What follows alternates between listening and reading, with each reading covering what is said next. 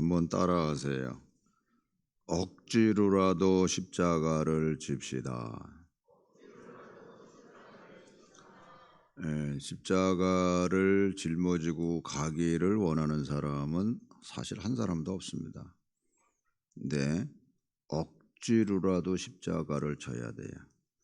예수님께서 십자가에 못 박혀 돌아가시기 위해서 당신이 매달릴 십자가를 짊어지고 가시죠. 그 육체가 그것을 감당할 수 있는 육체가 아니에요. 여러 고문도 당하시고 하여튼 어려움을 겪으시고 십자가를 지고 가는데 워낙 십자가를 잘 지고 갈 수 없으니까 로마 군사가 우연히 이렇게 보니까는 좀 힘이 있어 보이는 친구가 있어요. 이리 와. 너 이거 쳐. 선택된 자가 구레네에서 올라온 시몬이라는 사람이에요. 그래서 그가 억지로 십자가를 지고 예수님과 더불어 이제 골고다를 향해서 올라가더라. 이렇게 되어 있습니다. 이 상황을 마가복음 15장에서는 이렇게 얘기를 해요. 띄우세요. 마침 알렉산더와 루포의 아버지인 구레네 사람 시몬이 시골로부터 와서 지나가는데 그들이 그를 억지로 같이 가게 하여 예수의 십자가를 지우고 이렇게 되어 있습니다. 억지로. 여기 보니까 알렉산더와 루포의 아버지인 구레네 사람 시몬 이렇게 되어 있어요.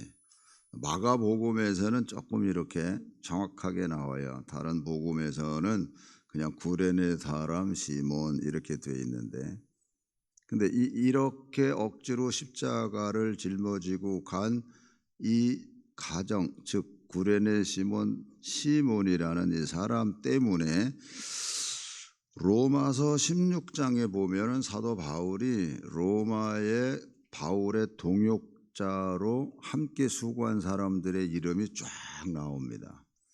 그러니까 복음에 함께 수고한 일꾼들. 그런데 거기에 로마서 16장 13절에 보면 이렇게 나와요. 주 안에서 택하심을 입은 루포와 그의 어머니에게 문안하라. 그의 어머니는 곧 내 어머니니라 라고 얘기를 해요. 여기 루포, 아까 알렉산더와 루포의 아버지 구레네 시몬 이렇게 마가복음엔 돼 있었거든요. 그런데 이 로마서에서 사도 바울이 복음의 동역자를 얘기할 때 이 가정의 이야기를 합니다. 그래서 루포와 그의 어머니에게 문안하라. 그의 어머니는 곧 내 어머니라고 이야기를 합니다. 그래도 성서신학자들이 대체적으로 십자가를 짊어질 때에 예수님을 믿었냐 안 믿었느냐라고 얘기를 하는데 이제 대다수는 이제 안 믿었다. 이렇게 얘기를 해요. 또 믿었다고도 얘기하는 사람도 있고, 그러나 분명한 것은 그 다음에는 이 가정이 예수님을 믿은 건 확실하죠. 왜냐하면 사도 바울이 이렇게 모든 성도들에게 편지를 쓰면서 그 가정을 기억하고 그리고 그 어머니는 곧 내 어머니라고 얘기를 하니까 성서신학자들이 이런 얘기를 해요. 마가가 마가복음을 쓸 때 로마에 있었거든요. 그렇기 때문에 이 루포라는 그 구레네 시몬의 아들과 마가가 이렇게 친숙한 어떤 관계였을 것이다. 그렇기 때문에 마가복음에는 이렇게 가정에 대한 그 집안의 식구들에 대한 이름도 기록했다라고 얘기를 해요. 어쨌든 억지로 자원해서 십자가 맨 거 아니에요. 억지로 야 이리 와 아무 소리 못하고 그냥 예 그러고 와서 이거 짊어지고 가. 그러니까 그거 짊어지고 갔는데 결국에는 복음에 그 이름이 남아있더라. 따라하세요. 예수님을 위해서 억지로 한 일조차 축복입니다. 네, 억지로라도 여러분들이 하세요. 억지로라도 교회 일이기 때문에. 더 나아가서는 그게 복음을 위한 일이기 때문에 억지로라도. 아까 광고 시간에 앞으로 청소에 대한 그것을 잘 이렇게 짜서 다 동참할 수 있도록 하겠다고 했을 때 억지로라도 하세요. 한 달에 한 번 아니면은 뭐 2달에 한 번 뭐 이렇게 해서 나는 멀리 있어서 못 오더라도 한 분기에 한 번은 올 수 있는 거 아니에요? 마음이 문제지. 무슨 얘기인지 아시겠습니까? 이렇게 여러분들 정성을 들여서 하나님 앞에 세워진 이 교회, 그래서 여러분들이 그래도 분기에 한 번은 와서 의자라도 한 번씩 닦고 간다는 거, 그거 굉장히 소중한 일이거든요. 억지로라도 하세요. 억지로라도. 내가 그거 왜 해? 아니에요. 억지로라도 가고 싶은데 자기가 원하는 데는 다 가면서 분기에 한 번 정도 못한다? 그건 말이 안 되는 거예요. 억지로라도. 할렐루야. 교회력으로는 이번 주간이 고난 주간입니다. 그래서 예수님께서 예루살렘에 입성하신, 그래서 종료주일이라고도 해요. 그래서 한 주간 동안 예수님이 올라오셔서 예루살렘에서 복음을 전하시고 붙잡히시고, 이제 금요일 날에는 십자가에 못 박혀 돌아가시고, 그리고 3일 후에 부활하셔서 다음 주일이 그래서 부활주일입니다. 우리가 한 주 한 주 감격 속에서 예배를 드리고 있습니다. 그 가운데서 이제 우리가 이게 성전을 아름답게 잘 세우고 첫 번째 맞이하는 또한 부활주일입니다. 바라기는 이번 주간에 여러분들의 육신의 허물이 다 벗겨지는, 다시 말하면 성경 설교 제목처럼 혼이 거듭나서, 진짜 혼이 거듭나서 부활주일이야말로 나의 모든 게 새롭게 부활된 그 어떤 믿음을 가지고 하나님 앞에 영광 돌릴 수 있는 부활주일이 되기를 주님의 이름으로 축원합니다. 아멘. 그래서 3부 예배 후에 우리가 기념식수 하는 거는 어떤 의미에서는 참 뜻있는 일입니다. 그래서 아이들은 이제 조그마한 꽃 같은 거 이런 것 있잖아요. 그것도 이제 옆에다가 이제 심을 계획이, 아이들은 이제 자기네들이 하나씩 다 뭐 그런 의미에서 여러분들도 그런 마음이 있으면 조그만 거 그저 옆에다가 이렇게 심어도 좋아요. 그게 뭐 질서가 있고 그런 거 소용없어요. 그냥 아름답게 우리가 마음을 심으면 돼요, 마음을. 그래서 교회를 새롭게 세워진 이 아름다움 속에서 또 이제 이번 주간 안에 또 조경 사업을 하거든요. 그래서 요번에 이제 그 기념식수 할 거는 이제 내놓고, 그러고서는 이제 다른 곳은 이제 또 나무도 이제 가져와서 심는 그 어떤 일을 진행을 하게 됩니다. 그래서 여러분들이 뜻깊은 하나의 그 부활절 기념 행사가 될 수 있기를 잘 여러분들이 마음을 또한 함께 해 주시기를 부탁드립니다. 옆에 있는 분들하고 한번 이렇게 인사하세요. 하나님의 통치 속에서 삽시다. 네, 하나님의 통치 속에서 산다는 거는 하나님 말씀에 순종한다는 거예요. 내가 지금 어디에 순종하면서 사나? 사도 바울이 말씀을 통해서 우리에게 질문해요. 로마서 6장 16절에 보면 이렇게 얘기를 해요. 너희 자신을 종으로 내주어 누구에게 순종하든지 그 순종함을 받는 자의 종이 되는 줄을 너희가 알지 못하느냐. 혹은 죄의 종으로 사망에 이르고 혹은 순종의 종으로 의에 이르느니라. 이렇게 지금 내가 어디에 순종하느냐, 내가 지금 어디에 순종하느냐, 다시 말하면 내 마음이 지금 어디에 가 있느냐 하는 얘기거든요. 그래서 내가 지금 입술로는 내가 예수를 믿는다고 여기 와서 예배도 드리고 다 하지만 내가 진짜 삶의 현장에서는 내가 어디에 순종하느냐, 그걸 지금 질문하는 거예요. 네가 만약 네 마음대로 살고 네 뜻대로 살면 그것은 죄의 종으로 결국 사망에 이르고, 그러나 하나님의 통치 속에서 하나님 말씀에 그래도 억지로라도 순종하려고 노력하고 그대로 가면 그게 순종의 종으로 의에 이르느니라라고 가르쳐줘요. 그래서 17절 말씀에 보면 이래요.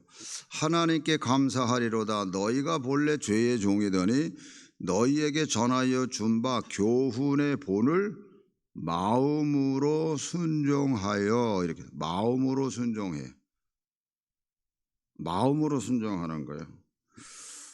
우리 본문 말씀에서 아까 읽으면 네가 만일 내 입으로 예수를 주로 시인하며 또 하나님께서 그를 죽은 자 가운데서 살리신 것을 내 마음에 믿으면 구원을 받으리라. 내 마음에 믿으면 구원을 받아. 그러니까 마음으로 믿는 사람은 마음으로 순종하게 돼 있어요. 그러면 18절에 보면 이렇게 돼 있어요. 죄로부터 해방되어 의에게 종이 되었느니라. 이렇게 의에게 종이 되었다. 이 말씀하고 우리 본문에 보면 이렇게 되어 있어요. 사람이 마음으로 믿어 의에 이르고, 사람이 마음으로 믿어 의에 이르고, 마음으로 믿으면 의에 이른다는 건 의의 종이 된 거예요. 그래서 그 자체를 입으로 시인하면 구원에 이르느니라. 그러니까 마음과 입술로 고백하는 게 이제 하나가 된다 하는 얘기예요. 할렐루야.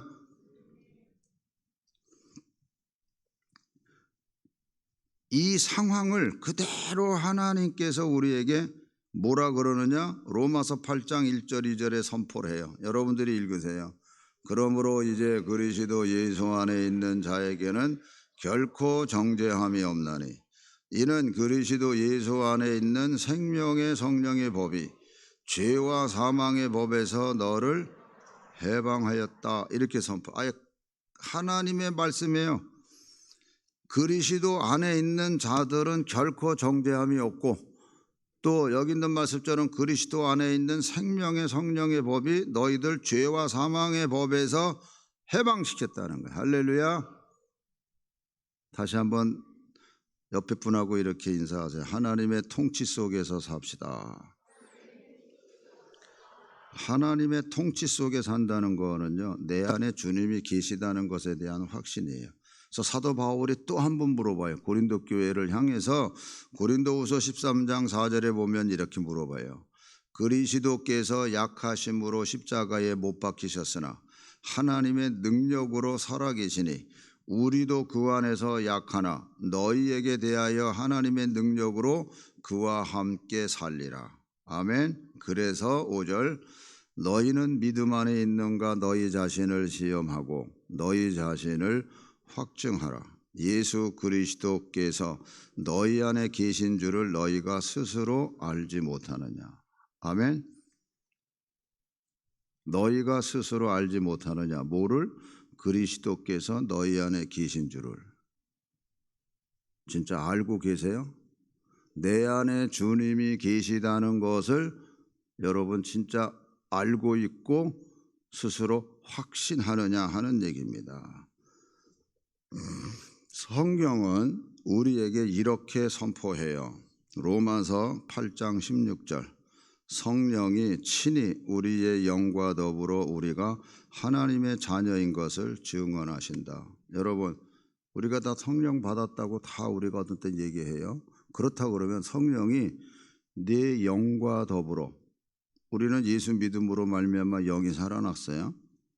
거듭났다고요. 그러니까 죽었던 우리가, 영이 죽었던 우리가 영이 다시 살아난 거예요. 그 영이 성령과 더불어 우리가 하나님의 자녀인 것을 증언하세요. 그렇기 때문에 내 안에 주님이 계시다는 게 믿어지고 확증되는 거예요.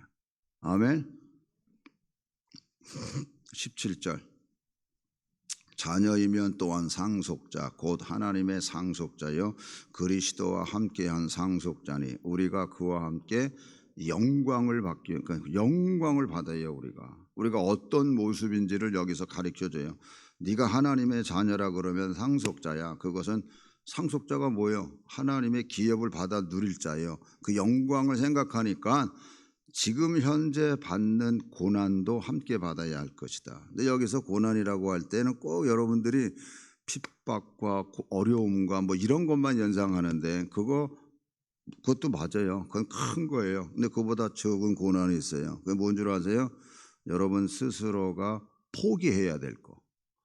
내가 자랑하면서 내가 뭘 이걸 이루면은 안 된다고 생각했던 거 이거 붙잡고 있는 걸 놔야 된다니까. 사도 바울이 지난 날에는 사울이었을 때는 자기가 자랑할 수 있었던 거 세상에서도 알아주는 모든 것들 이거 다 예수님 알고 나서는 그냥 분토같이 여긴 거예요. 그리고 다 버렸다니까. 이게 우리들에게서는 먼저 선택돼야 되는 거예요. 그래야 영광을 받아 볼 수 있고 영광 누릴 걸 알아야 포기하고 그 다음에 고난도 동참할 수 있는 거예요. 포기도 못하는데 무슨 고난에 동참을 해요? 그거 안 돼요. 그래서 이 고난에 동참한다고 하는 거는 일단 내가 할 수 있는 것부터 포기를 해야 되는 거예요. 이거를 하나님께서는 더 약속한 대로 모든 거를 이루어 주세요. 그래서 요한복음 14장 26절에 보면 이렇게 되어 있어요. 보혜사 곧 아버지께서 내 이름으로 보내실 성령 그가 너희에게 모든 것을 가르치고 내가 너희에게 말한 모든 것을 생각나게 하리라. 성령이 우리 안에서 가르쳐 주시고 가르쳐 주시는 그 모든 것은 말씀으로 가르쳐 주세요. 예수님께서 내가 너희에게 말한 모든 것을 생각나게 하세요.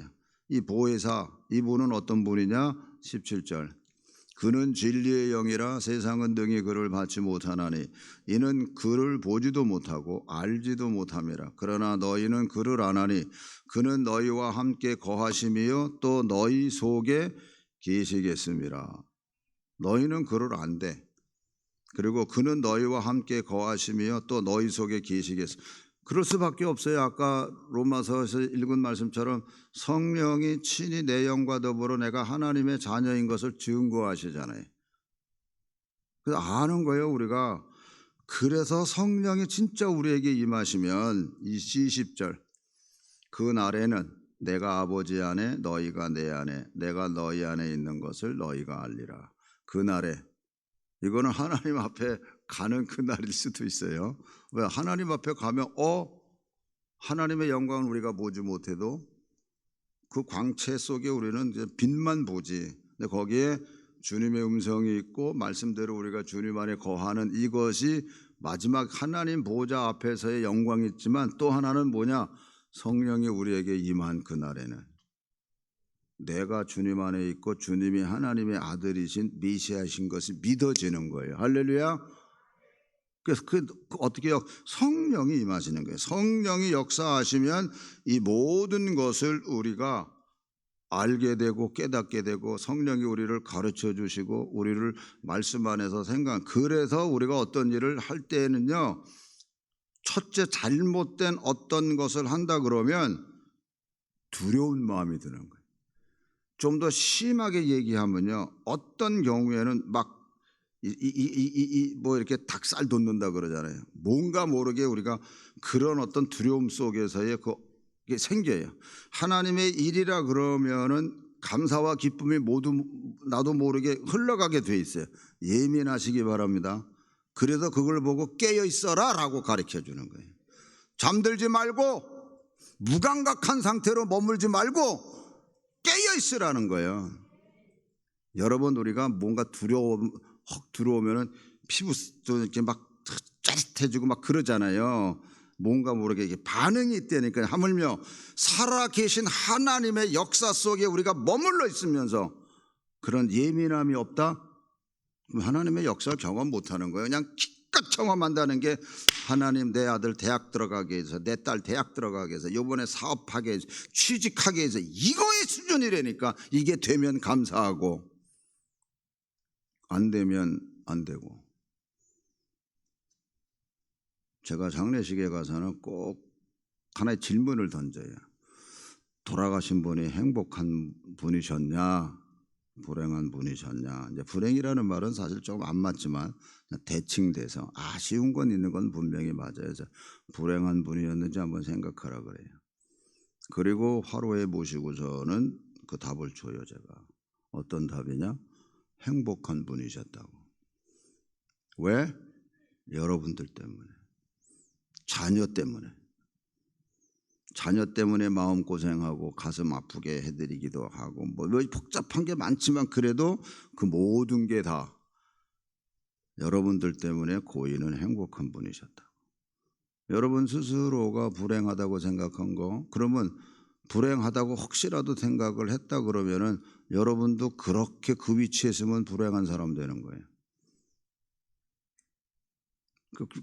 이렇게 정해져 있어요. 내 스스로가. 아니라고 내가 그래.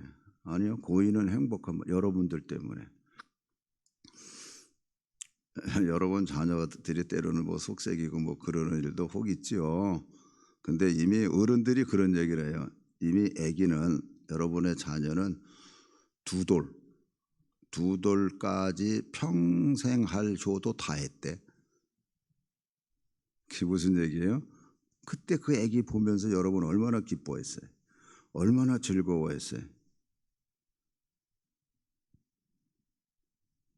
그냥 들여다보면 얼마나 이쁘고. 그래서 두 돌쯤 되면 평생 효도할 거 다 했다니까.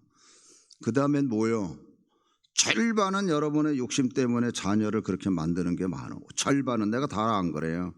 절반은 본인 책임도 있으니까. 그러나 절반은 부모 책임이에요. 제가 아주 잘하는 가정이 있어요.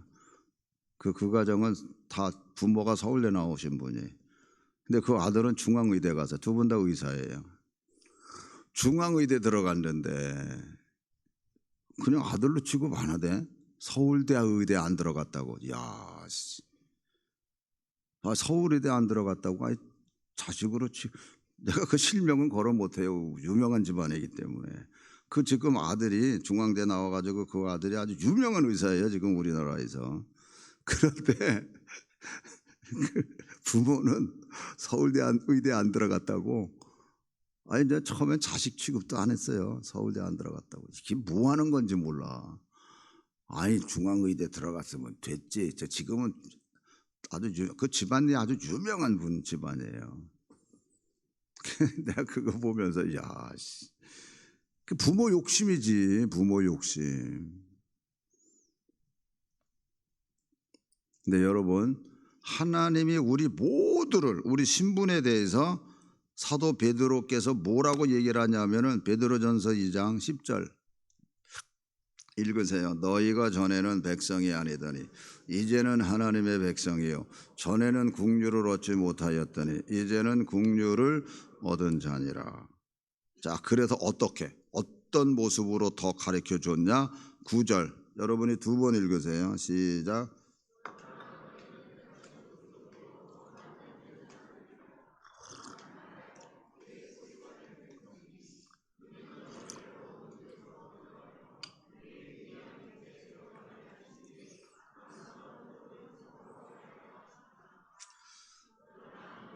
택하신 족속이요 왕같은 제사장들이요 거룩한 나라요 그의 소유가 된 백성이니 이는 너희를 어두운 데서 불러내요 그의 기이한 빛에 들어가게 하게 하신 이의 아름다운 덕을 선포하게 하려 하신. 우리의 신분이 어떤 모습이고 우리가 어떤 모습으로 살아가야 될 것에 대해서 성경이 아주 단호하게 얘기해 주는 거예요. 아까 사도 바울은 뭐라고 해요? 너희가 하나님의 자녀인 걸 알지 못하느냐? 자녀면 너희들은 상속자야. 하나님의 기업을 받아 누릴 자야. 하나님께 영광을 돌리고 영광 받을 자야. 똑같은 말이거든요, 이 말이. 우리에게 그런 하나님의 은혜 가운데 있음을 우리가 확신하는 거예요. 아멘. 그래서 주님이 내 안에 계시다고 하는 것을 믿고 확신하면서 가는 거예요. 한번 따라하세요. 정권 이양합시다. 네, 정권 이양하는 거예요. 하나님의 나라가 내 마음속에 이루어지고 통치할 수 있도록. 그런데 옛사람은 마귀의 자식이잖아요. 이게 놓지를 않아. 양보를 안 해요. 하고 헛날 이상하게 변명하고 막 그래요. 다음에 요번 말고 다음에 꼭 할게 이러면서 가는 거예요.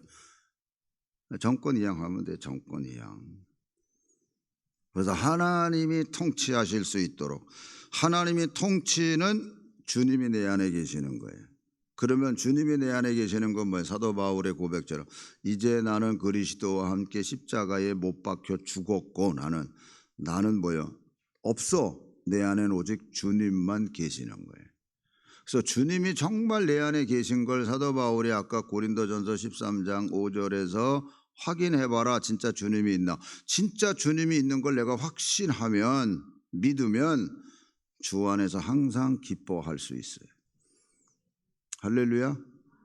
주님이 말씀 그대로 내가 주는 기쁨은 세상이 주는 기쁨하고 달라. 그 기쁨이 풍성하니까. 사도 요한도 뭐라고 그래요? 요한서를 쓰시면서 내가 이것을 기록하면 주님이 주신 기쁨을 내가 너희들에게도 충만하게 하기 위함이라고 가르쳐 줬어요. 진짜 주님이 계시면 주 안에서 항상 기뻐할 수 있는 게 당연한 거예요. 그리고 주님이 내 안에 계시면 우리는 쉬지 않고 기도해라 하는 말씀대로 살아갈 수 있어요. 세상에서 통계 나온 거예요. 이상한 말이지만 세상에서 아내나 남편하고 통화하면 30초면 끝나. 1분도 안 가.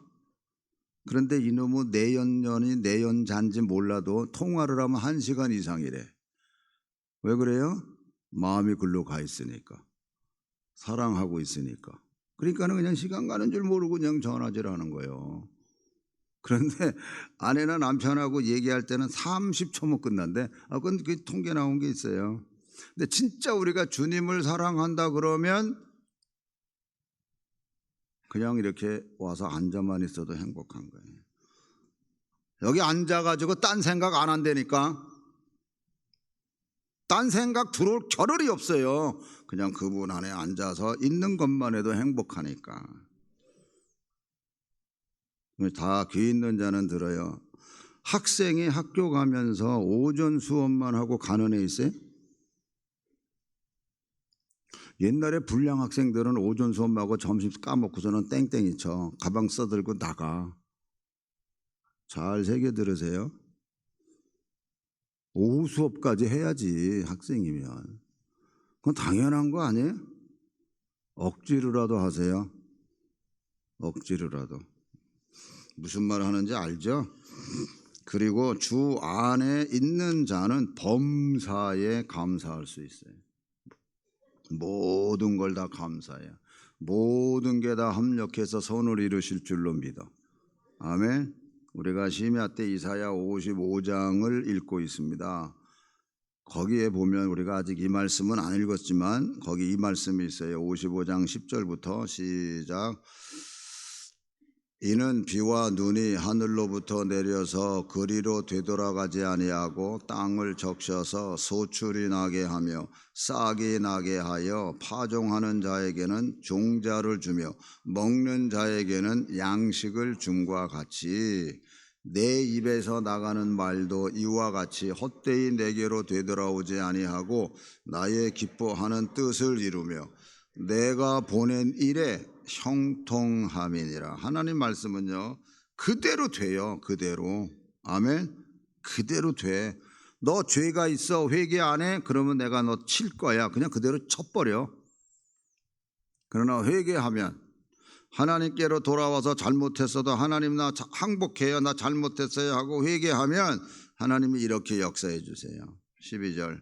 너희는 기쁨으로 나아가며 평안히 인도함을 받을 것이요 산들과 언덕들이 너희 앞에서 노래를 바라고 들의 모든 나무가 손뼉을 칠 것이며 잣나무는 가시나무를 대신하여 나며 화석류는 찔레를 대신하여 날 것이라.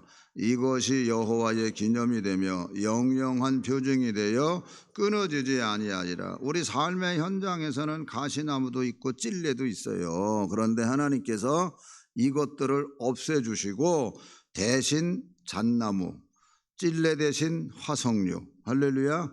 하나님이 이렇게 해주세요. 그래서 이것이 여호와의 기념이 되며 영영한 표징이 되어 끊어지지 아니하리라.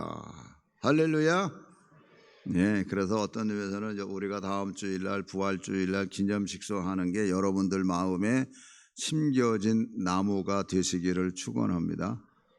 그래서 그 나무가 잘 자라는 거 보고 우리 어린아이들이 기념식소해서 그 나무들이 나무가 10년이 되고 20년이 되고 30년이 되면 그 어린아이도 10년, 20년, 30년이 돼서 성인이 되고 자기 자녀들을 결혼해서 또 자녀들을 또 손자, 손녀 데리고 이거 옛날에 내가 이거 기념식소 한 나무야.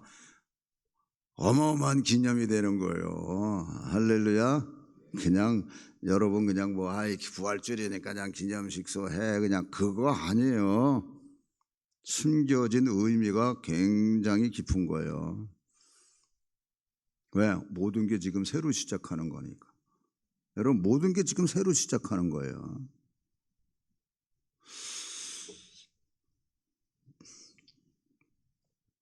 하나님의 통치 속에 있는 사람은 이사야 41장 17절부터 볼게요. 가련하고 가난한 자가 물을 구하되 물이 없어서 갈증으로 그들의 혀가 마를 때에 나 여호와가 그들에게 응답하겠고 나 이스라엘의 하나님이 그들을.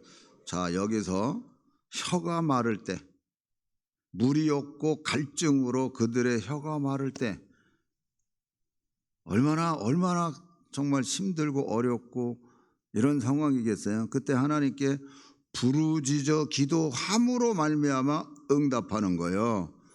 멍청하게 가만히 있어서 하나님 응답하는 거 아니에요. 하갈이 사라에 의해서 내쫓김 받았을 때, 이삭으로 말미암아 내쫓김 받았을 때 하갈이 대성통곡합니다. 그때 하나님께서 하갈아, 내가 저 아이의 눈물을 내가 보았고 내가 저 아이에 대해서 큰 민족을 이룰 거야. 네가 눈을 떠서, 그때 물이 없어서 죽을 지경에 이르는 거거든요. 눈을 떠봐. 네 앞에 물이 있어. 우리가 어렵고 힘들수록 더 하나님 부르짖을 때 하나님께서 응답하겠고 나 이스라엘의 하나님이 그들을 버리지 아니할 것이라. 아멘. 자, 그 다음 절. 내가 헐벗은 산에 강을 내며 골짜기 가운데에 샘이 나게 하며 광야가 못이 되게 하며 마른 땅이 샘 근원이 되게 할 것이며 내가 광야에는 백향목과 시띠나무와 화석류와 들감람나무를 심고 사막에는 잣나무와 소나무와 황양목을 함께 두리니. 이렇게 하나님의 말씀은 그대로 돼요. 그래서 20절. 무리가 보고 여호와의 손에 지으신 바요 이스라엘의 거룩한 이가 이것을 창조하신 바인 줄 알며 함께 헤아리며 깨달으리라. 할렐루야. 그래서 하나님이 마지막으로 경고의 말씀을 합니다. 어떤 말씀이냐? 요한계시록 22장 17절. 성령과 신부가 말씀하시기를 오라 하시는도다. 듣는 자도 오라 할 것이요 목마른 자도 올 것이요 또 원하는 자는 값없이 이 생명수를 받으라 하시더라. 모든 사람을 다 초청해요. 그리고 오라고 얘기를 해요. 와라, 다 내게 와라. 그러면서 18절. 내가 이 두루마리의 예언의 말씀을 듣는 모든 사람에게 증언하노니 만일 누구든지 이것들 외에 더하면 하나님이 이 두루마리에 기록된 재앙들을 그에게 더할 것이요 만일 누구든지 이 두루마리의 예언의 말씀에서 제하여 버리면 하나님이 이 두루마리에 기록된 생명나무와 및 거룩한 성의 참여함을 제하여 버리시리라. 할렐루야. 하나님의 말씀에 더하지도 말고 빼지도 마세요. 하나님의 말씀은 시대가 아무리 바뀌어도 변하지 않는 게 하나님의 말씀이에요. 근데 시대가 바뀐다고 말씀을 이렇게 저렇게 재해석해서 지 마음 편한 대로 말씀을 해석한다 그러면 그건 잘못된 거예요. 여기 있는 말씀 그대로 된다는 걸 여러분 잊으셔서는 안 돼. 할렐루야. 그래서 하나님께서 예수 그리스도를 통하여 우리에게 행하신 구원의 역사를 그대로 믿으시기를 축원합니다. 그래서 하나님의 통치 속에 우리가 머무르는 거예요. 그러면 누구든지 다 이 고백을 하게 돼 있어요. 다시 한번 갈라디아서 2장 20절 말씀을 읽고 기도합니다. 내가 그리스도와 함께 십자가에 못 박혔나니 그런즉 이제는 내가 사는 것이 아니요 오직 내 안에 그리스도께서 사시는 것이라. 이제 내가 육체 가운데 사는 것은 나를 사랑하사 나를 위하여 자기 자신을 버리신 하나님의 아들을 믿는 믿음 안에서 사는 것이라. 할렐루야. 기도하겠습니다. 여러분 스스로 주님이 내 안에 계시다는 것을 확신하고 있는지, 확신한다 그러면 우리가 하나님의 자녀고 하나님의 상속자일 뿐만 아니라 또한 대제사장으로서의 하나님의 일을 하는 하나님의 사람들이에요. 축복의 기업을 받아 누릴 사람들입니다. 그러나 입술로는 예수 믿는다 하고 내 마음은 다른 데 빼앗겨 있다 그러면 버림을 받은 자다 이렇게 되어 있어요. 그건 성경에 있는 말씀이니까 여러분 스스로가, 제가 서론에 억지로라도 십자가 지라 그랬습니다. 여러분 억지로라도 십자가 지세요.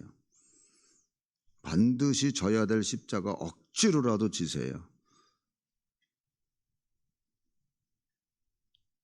그럴 때 하나님이 축복해 주시는 거예요.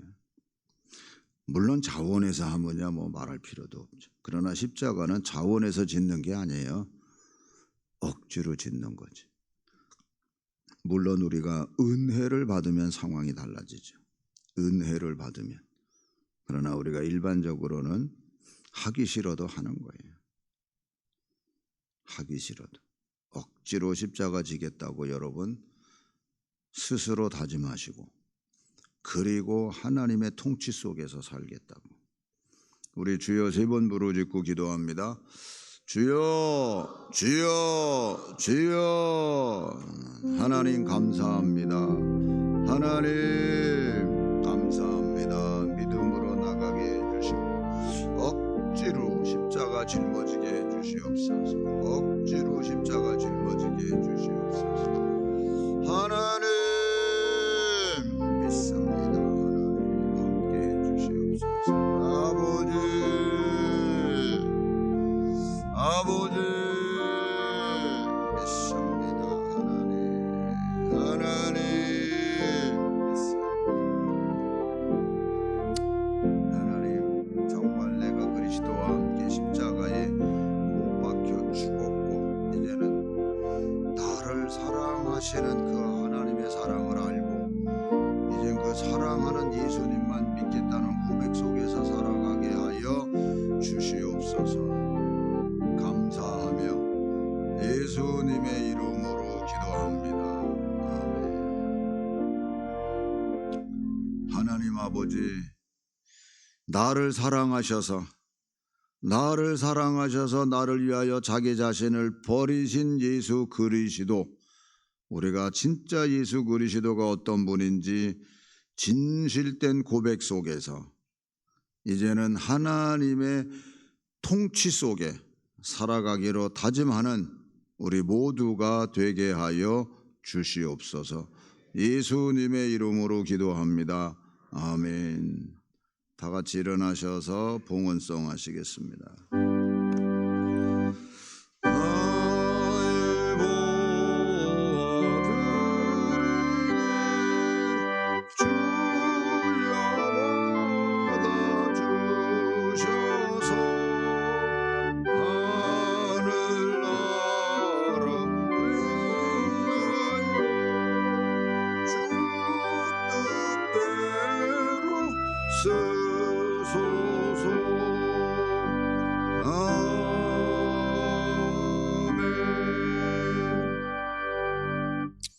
하나님 아버지, 귀한 예물 드릴 수 있는 그 마음을 우리에게 주시고 또한 우리 모두를 축복해 주셔서 진심으로 감사함을 드립니다.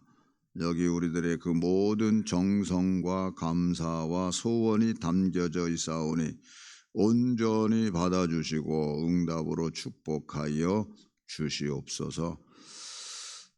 가장 연약한 자리에서 아버지께 부르짖어 기도하고